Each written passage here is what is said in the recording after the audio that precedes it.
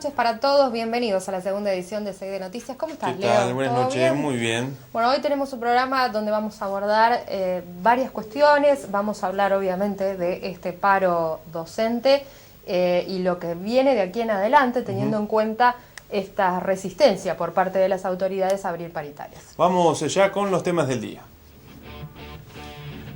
Hoy se realizó el primer paro por 24 horas de los docentes nucleados en AMSAFE, en SADOP, también en UDA y, como le contábamos hace algunos días, de los docentes universitarios, con alto acatamiento en el sector público, dispar adhesión, como suele ocurrir en el sector de los docentes particulares. Para el 2 de septiembre está previsto el otro paro por 24 horas con una marcha federal, como se la ha denominado, que va a realizar la CTA en diferentes zonas del país.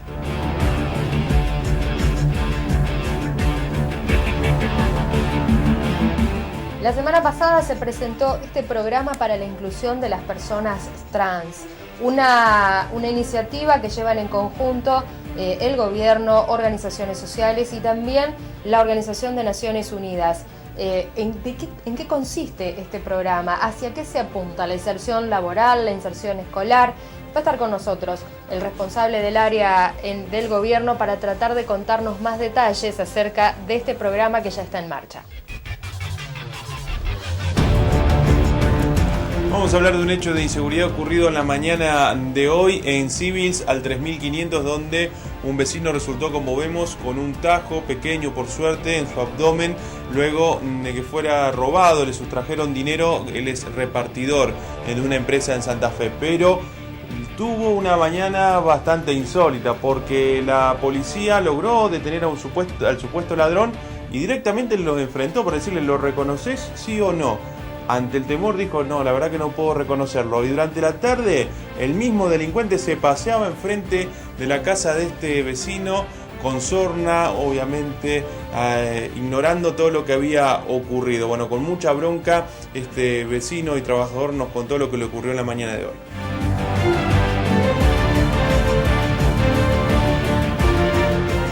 Gracias al llamado de ustedes, a la producción, nos enteramos de esto que ocurre en el norte, en la zona de Barrio del Vergel, en Peñalosa al 8700. Allí una cava privada desde hace varios días está encendida, libera humo, obviamente se está quemando residuos y esto genera un olor nauseabundo. Ya los vecinos hicieron la denuncia en el municipio, le vamos a contar qué respuestas obtuvieron.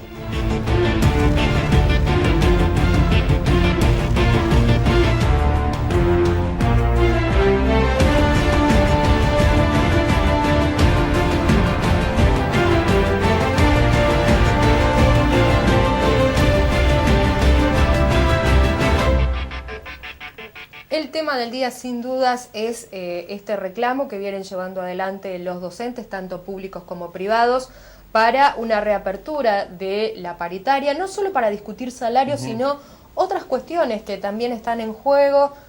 Me viene a la mente, por ejemplo, la famosa tablita esta de las licencias. Ya está aquí en nuestros estudios Patricia Munier del SADOP, pero antes vamos a escuchar lo que decía Sonia Leso, titular de AMSAFE y de CETERA, porque esta medida de fuerza también se replicó en otras partes del país. Nosotros creemos que cerrando un porcentaje de entre el 30 y el 35% en la mayoría de las provincias y con una inflación interanual del 46%, verdaderamente, si no se abren las paritarias, los maestros van a estar por debajo muy por debajo de la inflación. Así que en ese sentido, tanto los maestros como el resto de los trabajadores vamos a estar peleando por apertura de las paritarias. Si no hay una reapertura en la discusión salarial, esta medida de fuerza como la de hoy se puede repetir antes de fin de año. Nosotros creemos que si no hay respeto por lo que se firmó en las paritarias, que es que la paritaria salarial quedaba abierta y que se iba a discutir nuevamente, porque en febrero nadie podía prever cuál iba, ni el peor de los pronósticos daba la inflación que nosotros hoy tenemos, en un escenario que, más allá de lo que digan muchos funcionarios, parece empeorar y no mejorar. Así que bueno, en ese sentido nosotros creemos que es necesario abrir la paritaria. Hay otro tema que preocupa a todos los docentes argentinos, que es un intento de modificar la ley de jubilaciones. Está planteado en lo que se llamó ley ómnibus, hay un apartado específico para el tema jubilatorio y hay un intento del gobierno nacional a partir de 2 decretos firmados por Mauricio Macri que tienen que ver con la homologación y la armonización de las cajas. Algo que para cualquiera que estuvo en los 90 sabe lo que significaron las emergencias previsionales en todo el país. Rebaja de salario de los jubilados y aumento de la edad jubilatoria. Por todo eso también estamos parando. ¿Hay diálogo con Bullrich desde el sindicato? ¿Hay diálogo con Bullrich? Mirá, hubo una reunión previa a la convocatoria al Congreso de Cetera que terminó muy mal, donde él dijo que ellos creían que la inflación iba a bajar. Nosotros le planteamos nuestros datos y nuestros números y que no se iba a abrir la paritaria y que en los temas de formación docente, planes nacionales, no iban a cumplir con la paritaria. ¿No iban a cumplir con la paritaria? Él dijo claramente que no estaban de acuerdo, por ejemplo, con la paritaria de formación docente y por tanto no la iban a cumplir.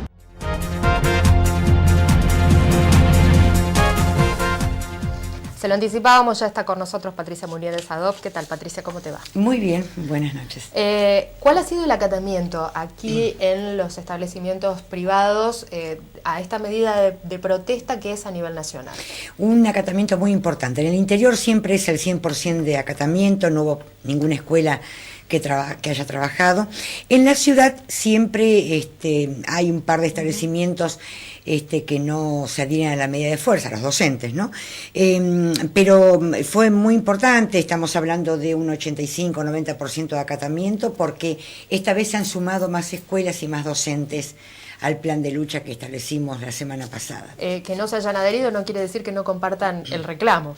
Obviamente esto tiene que ver con la actitud de muchos empleadores que presionan para que no se adhieran a la medida de fuerza, fundamentalmente presionan a los reemplazantes, digamos que están en una situación de debilidad, como si los reemplazantes fueran trabajadores de segunda y no tuvieran derecho constitucional a la huelga. Los reemplazantes en ese sentido tienen los mismos derechos que cualquier trabajador y por supuesto que cualquier docente titular. Pero los empleadores aprovechan esa situación diciendo, si te adherís al paro no te voy a dar más reemplazos, y obviamente los compañeros tienen temor, necesitan la fuente de trabajo y entonces lamentablemente acceden a la situación que le plantea su empleador. En cuanto a la política salarial o la pauta salarial, ¿qué es lo que manejan ustedes en cuanto a lo que se firmó en principio de año? ¿Qué es lo que estarían solicitando? O el análisis que hacen a partir de lo que es obviamente la inflación, que no parece tener que vaya descendiendo, quizás se puede estabilizar, pero no descendiendo, y eso está afectando el salario del trabajador. Nosotros a principios de año presentamos un estudio hecho por un grupo de economistas que planteaban la necesidad de un incremento salarial entre el 33 y el 43%. Obtuvimos un 35%, así que ya ahí tenemos una diferencia. Pero hoy todo el mundo habla de una inflación de más del 45%, o sea que ahí estaría la diferencia. No podíamos prever en marzo lo que después iba a venir.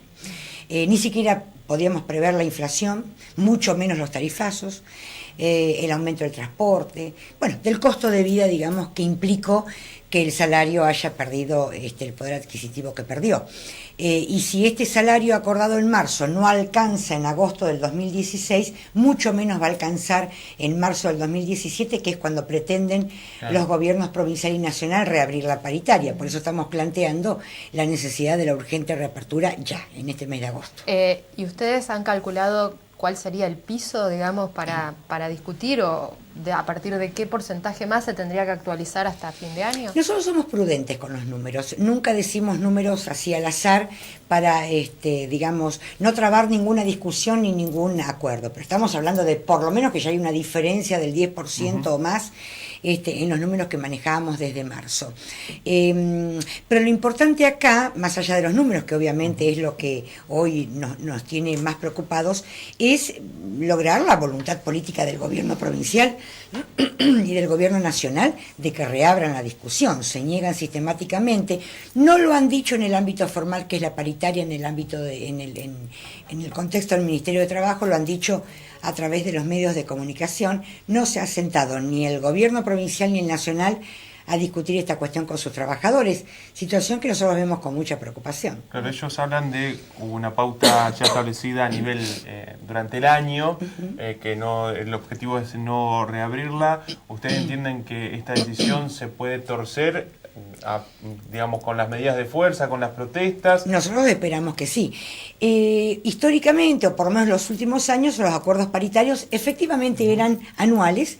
Nosotros en febrero o marzo discutíamos una pauta salarial y eso se sostenía hasta el año siguiente. Y sacando alguna vez algún bono de fin de año, como claro, está denominado. Que hacía algún paliativo, claro, alguna cosa así. Nosotros ahora lo que decimos es, lo que discutimos en marzo ya no alcanza ahora, y no queremos paliativos, en realidad queremos una recomposición salarial claro, cierta. No aceptarían un bono ni siquiera del segundo semestre. Bueno, hay que esperar las propuestas del gobierno. Pero hay que esperar que se abra la mesa. Claro, el tema es que ni siquiera se ha sentado el gobierno a discutir. Ellos han dicho, está cerrada la paritaria, y digamos, ya el año pasado habíamos planteado todos los gremios del intersindical un bono navideño, que se le llama comúnmente, para paliar lo que hasta fin de año había ocurrido con la inflación. Y no accedió el gobierno provincial. Así que, bueno, para nosotros lo importante es que, digamos, el gobierno provincial reconozca la necesidad de la reapertura, que se siente a discutir, y después, en base a eso, vamos a ver todos los números. Porque además no solamente, ustedes bien lo dijeron al comienzo, no solamente queremos discutir paritarias, queremos discutir salarios, sino también condiciones de trabajo, y en el caso de la docencia privada, especialmente el proyecto de escalafón en las escuelas privadas que presentamos en marzo y que todavía no ha tenido ninguna discusión porque no ha habido convocatoria del gobierno.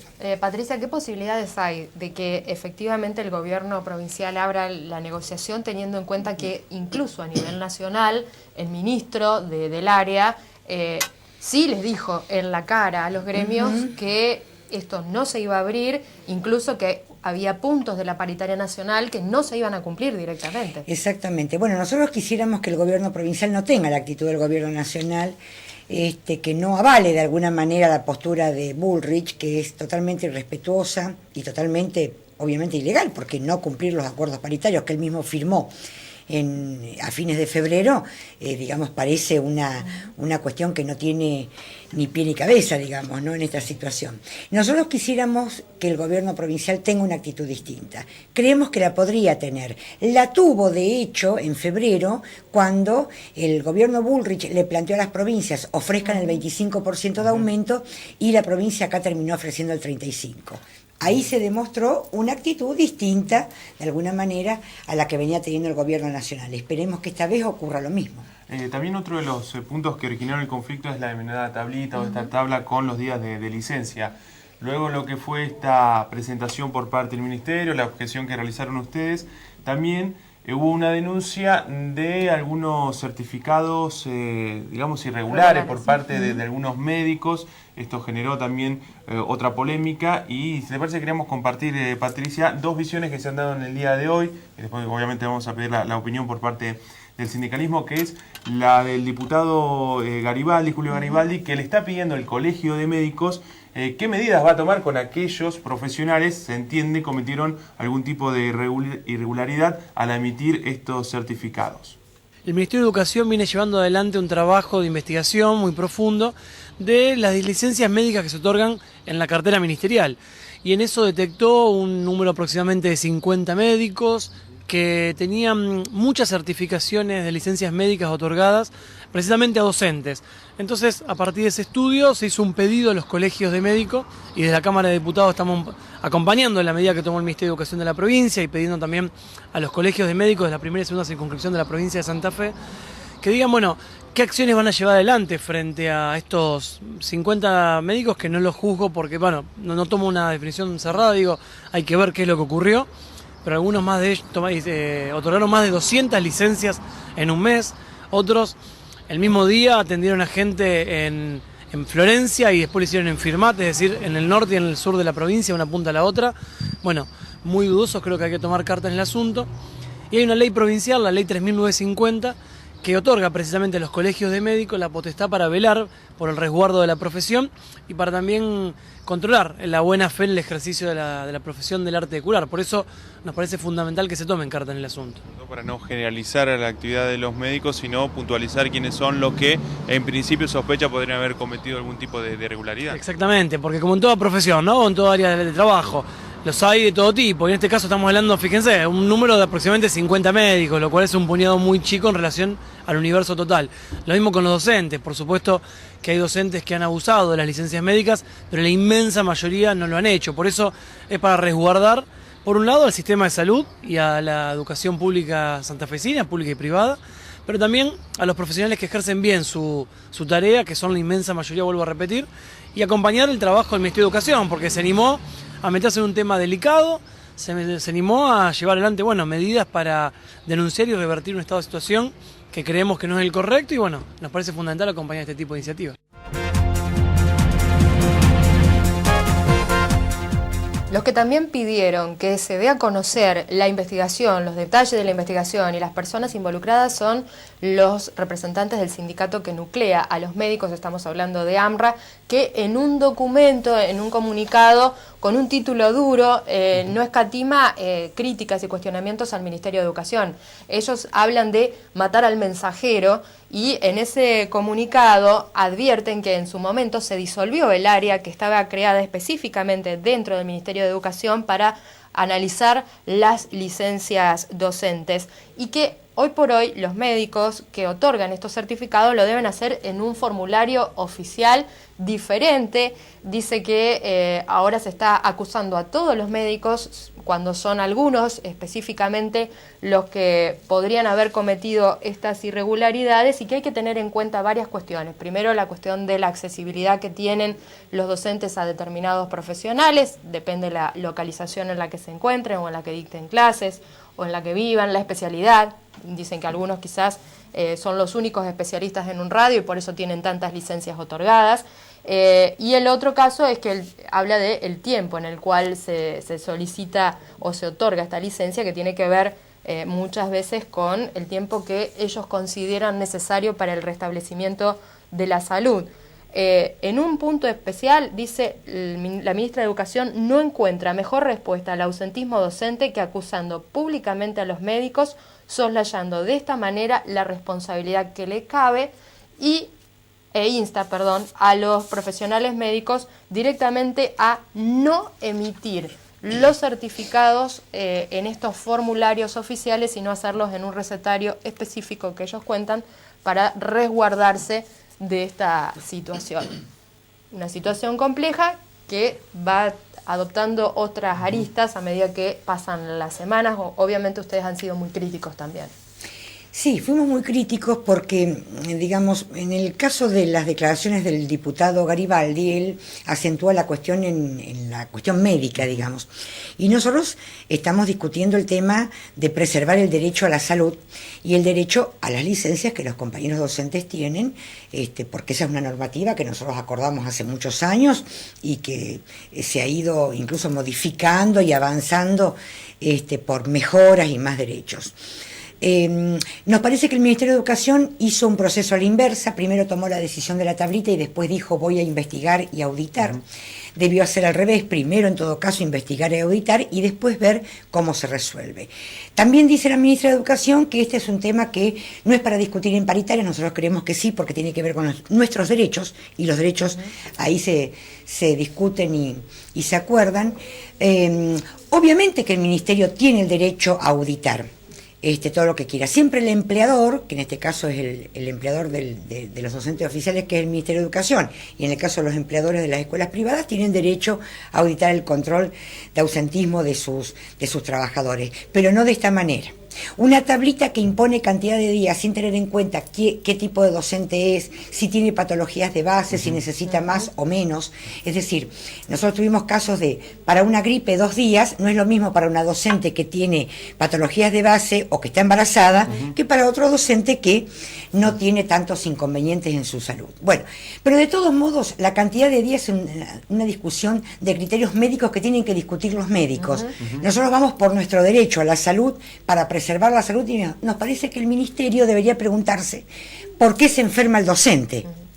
No ocuparse de la cantidad de días. O sea, esa enfermedad está relacionada con la actividad, Con la actividad que realiza el realiza. docente. Exactamente, y con las condiciones de trabajo que hace que nos enfermemos, y no solamente las edilicias, fundamentalmente las condiciones sociales, culturales, las relaciones interpersonales que se dan en las escuelas, que eso hace que el docente se enferme. Por eso decimos, discutan los médicos esta cuestión, y le decimos al Ministerio de Educación, si hay una licencia mala vida, nombre y apellido. Si hay un médico que otorgó un certificado mal habido, también nombre y apellido. Porque en realidad estamos un poco cansados los docentes de escuchar siempre la generalidad. Los docentes, las licencias, los médicos ahora. Y decimos, bueno, investiguen con nombre y apellido. ¿Cuál es el caso, si lo hay? Nosotros todavía no tuvimos ninguna prueba. Esto también lo ha dicho la ministra en el ámbito de los medios de comunicación, y nada de eso, nada de pruebas hemos tenido. Por lo tanto, para nosotros esta situación, hasta que no se compruebe, no existe, y nos parece que haber tomado esa decisión de la tablita, la pretensión de tabular la salud con números de días, nos parece que no es lo correcto, y nosotros queremos dar pelea en ese sentido. Bien.